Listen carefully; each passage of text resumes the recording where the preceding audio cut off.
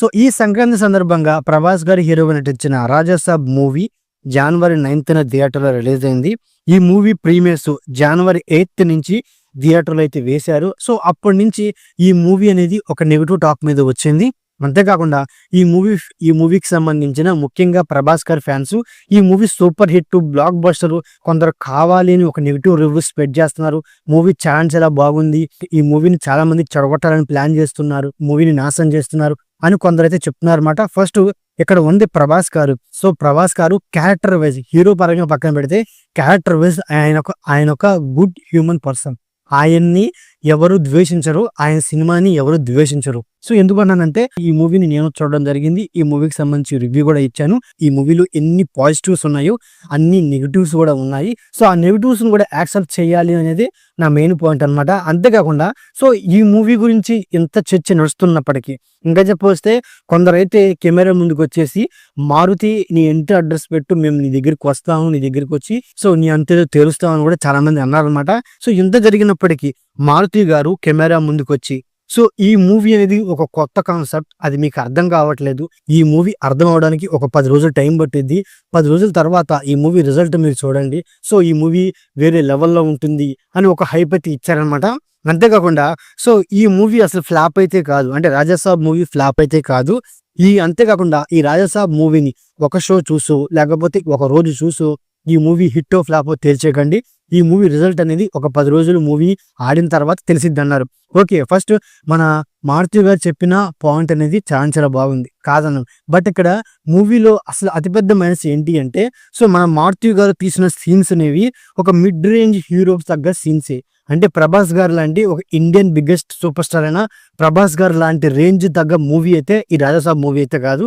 ఇంకా సింపుల్ గా చెప్పొస్తే ఈ మూవీలో మెయిన్ కాన్సెప్ట్ మీకు అర్థం కాలేదు అంటున్నారే కానీ అసలు ఆ మెయిన్ కాన్సెప్ట్ ని క్లైమాక్స్ లోనే రివీల్ చేశారు. అంటే మూవీ 3 గంటలు ఉంటే 2 గంటల 15 నిమిషాలు ఈ మూవీలో ఉన్న ఆ కామెడీని, ఆ ముగ్గురు హీరోయిన్స్ తో వచ్చే రొమాన్స్ ని, కొన్ని సీన్స్ ని మనం భరించక తప్పాల్సిందనమాట. ఎందుకన్నానంటే సో వీళ్ళు చెప్పాలనుకున్న కాన్సెప్ట్ ని అర్థం కాదని మీ మైండ్ లో ఒక డౌట్ ఉన్నప్పుడు సో ఆ కాన్సెప్ట్ ని ఫస్ట్ హాఫ్ నుంచే ఆ కాన్సెప్ట్ ని ఇంట్రడక్షన్ చేసుకుంటూ వెళ్తూ సో క్లైమాక్స్ లో దాని తగ్గ పాయింట్లు రివీల్ చేస్తూ సో మూవీని తీసుకెళ్తే ఇంకా బాగుండేది కదా. బట్ ఆ కాన్సెప్ట్ ని క్లైమాక్స్ లో రివీల్ చేయడం ఆడియన్స్ కి ఎక్కలేదండం అదైతే కరెక్ట్ కాదని నా ఫీలింగ్ అనమాట. ఎందుకంటే అసలు వీళ్ళు చెప్పిన కాన్సెప్ట్ అర్థం అవ్వకపోవడానికి మెయిన్ పాయింట్ ఏంటి, ప్రభాస్ గారు హౌస్ లో నుంచి బయటపడడానికి అండ్ ఆ తాత ఇల్యూషన్ నుంచి బయటపడడానికి సో తనలో ఉన్న కొన్ని భావోద్వేగాల్ని తను కంట్రోల్ చేసుకోగలుగుతాడు. సో ఆ కంట్రోల్ చేసుకున్నప్పుడు అప్పుడు తాత తన మైండ్ తో గేమ్ ఆడతారనమాట. ఏమని, సో నువ్వు హౌస్ లో లేవు, మీ నాయనమ్మ దగ్గర ఉన్నావు, మీ నాయనమ్మ హాస్పిటల్లో ఉంది, ఆ హాస్పిటల్ రూమ్ లో నువ్వు ఉన్నావు అని చెప్తాడు. అంతేకాకుండా సో తాతని నాశనం చేయడానికి తన ఆస్తిని తగలబెట్టేస్తాడు మన ప్రభాస్. అప్పుడు తాత ఏమంటాడు, నువ్వు నా ఆస్తిని తగలబెట్టట్లేదు, నువ్వు నీ నాయనమ్మని తగలబెడుతున్నావు అని. అంటే ఈ విధంగా ఒక కన్ఫ్యూజ్ డ్రామా క్రియేట్ చేస్తాడు. సో ఆ కన్ఫ్యూజ్ డ్రామా చాలా బాగా అర్థమైంది అందరికీ. బట్ మీరే అర్థం కాలేదు అంటున్నారు. సో అర్థం కాలేదు, ఓకే, కాదంటలేదు. బట్ ఇక్కడ ఏంటి, ఈ పాయింట్ ని రివీల్ చేసింది ఎవరు, బొమ్మన్ ఇరానీ గారు. సో బొమ్మన్ ఇరానీ గారి క్యారెక్టర్ ఏమన్నా ఎక్కువ స్కోప్ ఇచ్చారు అంటే అది కూడా లేదు. సెకండ్ హాఫ్ లో ఆయన క్యారెక్టర్ ఒక ½ అన్ అవర్ ఉండిద్ది, తర్వాత వెళ్ళిపోతుంది. అంటే సో ఆ క్యారెక్టర్ నేను ఫస్ట్ హాఫ్ లో రివీల్ చేసి అసలు ఆ క్యారెక్టర్ ఏంటి, అసలు ఈ ఇల్యూషన్స్ ఏంటి, ఈ ఇల్యూషన్స్ తో తను ఏ విధంగా భయపెట్టగలడు, సో ఇలాంటి పాయింట్లు ఏమైనా ఇన్ డీటెయిల్ గా మనకి చెప్పారా అంటే అది కూడా లేదు. అంటే ఏంటంటే మెయిన్ కాన్సెప్ట్ ని ఏదో క్లైమాక్స్ లో రివీల్ చేసి మిగతా మూవీని టైం పాస్ గా సాగదీసుకుంటూ వెళ్ళారు అనేది అందరి కంప్లైంట్. ఇంకోటి ఏంటంటే మారుతి గారు ఏమంటున్నారు, సో ప్రభాస్ గారు ఓల్డ్ క్యారెక్టర్ కనపడలేదు అండ్ అలాగే ఆ ఫైట్ సీన్ కనపడలేదు, ఆ ఫైట్ ని మైండ్ లో పెట్టుకుని సో మీకు చూపించిన కాన్సెప్ట్ అనేది మీకు అర్థం కాలేదని అంటున్నారే కానీ అసలు ఈ మూవీలో ఉన్న ముగ్గురు హీరోయిన్స్ ని తీసేసి వాళ్ళ మీద వచ్చే సీన్స్ తీసేసి సో అంటే మన ప్రభాస్ గారు ఓల్డ్ గెటప్ మీద వచ్చి ఆ ఫైట్ సీన్ అన్న పెట్టుంటే, అంటే ఈ సీన్స్ బదులు ఆ సీన్స్ అన్న పెట్టుంటే మూవీకి ఎంతో కొంత పాజిటివ్ వచ్చింది అని చెప్పారే కానీ సో కేవలం ఆ సీన్స్ ఉండాలి, ఆ సీన్స్ ఎక్కడ, ఆ సీన్స్ ఎందుకు లేవని ఎవరు క్వశ్చన్ చేయలేదన్నమాట. అంటే ఏంటంటే ఫస్ట్ ఇక్కడ మారుతి గారి మెయిన్ బలం వచ్చేసి కామెడీ. ఆయన సినిమాలో కామెడీ అనేది చాలా బాగా వర్కౌట్ అయింది. మరి ఆ కామెడీ ఇక్కడ వర్కౌట్ అవ్వలేదు. ఇంకా చెప్పవస్తే హీరో యొక్క క్యారెక్టర్ కి ఎటకారాన్ని యాక్ట్ చేసి ఆ ఎటకారం మీద వచ్చి సింగిల్ లైన్ పంచెస్ కూడా అంతగా వర్కౌట్ అవ్వు. సో అంటే కనీసం అంటే కమెడియన్స్ చేసే కామెడీ వర్కౌట్ అవ్వలేదంటే అది మాకు సెన్స్ ఆఫ్ హ్యూమర్ లేనట్టే. మరి హీరో మాట్లాడినా ఎటకారపు కామెడీ లేని పంచెస్ అయినా వర్కౌట్ అవ్వాలి కదా! మరి అవి ఎందుకు వర్కౌట్ అవ్వలేదు? మరో పరంగా హర్రర్ పరంగా చెప్పొస్తే హర్రర్ పరంగాను భయపెట్టింది ఏమీ లేదు. సో అంటే మెయిన్‌గా ఏంటి, మన మారుతి గారు ఒక కాన్సెప్ట్‌ని పట్టుకొని సో ఇదే మీకు నచ్చిద్ది, ఇది ఒక కొత్త కాన్సెప్ట్, ఇది ఎవరు చూపించని కాన్సెప్ట్ అని చెప్పుకుంటూ వస్తే సరిపోదు. సో ఆ కాన్సెప్ట్ తగ్గట్టు ఎగ్జిక్యూషన్ కూడా ఉండాలి. అసలు ఫస్ట్ హాఫ్‌లో ఇంటర్వెల్ పోర్షన్ తప్పించి మిగతా మూవీ మొత్తాన్ని సాగదీసుకుంటూ వచ్చారు తప్పించి అసలు మెయిన్ పాయింట్‌లోకి వెళ్లారా అంటే అది లేదు. ఫస్ట్ హాఫ్‌లో హౌస్‌లోకి వెళ్ళిపోయి హౌస్‌లో కొన్ని ప్రాబ్లమ్స్ ఫేస్ చేసి సెకండ్ హాఫ్ నుంచి బొమ్మన ఇరానీ గారి క్యారెక్టర్‌ని, ఆ ఇల్యూషన్ అనే ఒక పాయింట్‌ని రివీల్ చేసుకుంటూ వచ్చారంటే సెకండ్ హాఫ్‌లో కూడా ఇదే ముగ్గురు హీరోయిన్స్‌తో అదే రొమాన్సు, అవే సీన్స్, మళ్ళీ సప్తగిరి గారితో కామెడీ. సో ఆయన కామెడీ అనేది కొంతవరకు వర్కౌట్ అయిందనుకోండి.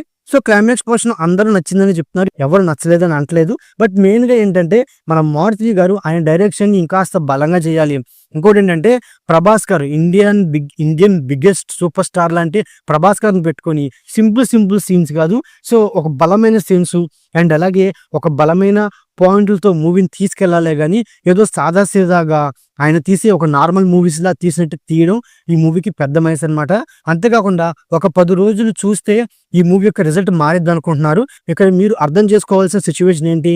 ఈ మూవీ ప్రెజెంట్ ఒక సంక్రాంతి బరిలో ఉంది. అంటే ఇప్పుడు 'రాజాసాబ్' తర్వాత ఈ చాలా మూవీస్ రాబోతున్నాయి. 'మనశంకర వరప్రసాద్' గారు, 'రవితేజ' గారి మూవీ, 'శర్వానంద్' గారి మూవీ, కొత్తగా మన 'కార్తిక్' గారి మూవీ కూడా రాబోతుంది.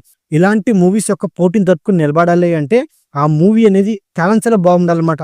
ఇంకా చెప్పొస్తే ప్రభాస్ గారికి ప్రెజెంట్ డే 1 కలెక్షన్స్ వచ్చేసి 100 crores పైనే దాటినాయి.